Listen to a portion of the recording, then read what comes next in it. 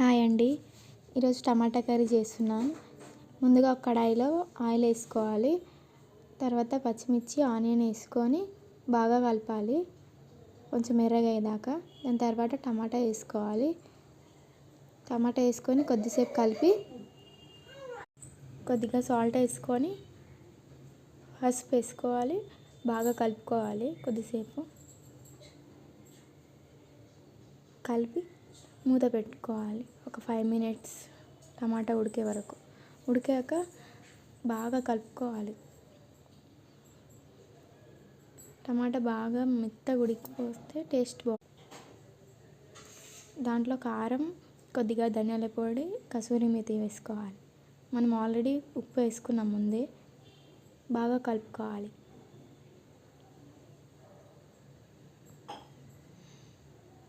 దీని తర్వాత కొంచెం 1/2 గ్లాస్ వాటర్ వేసుకొని కలుపుకోవాలి.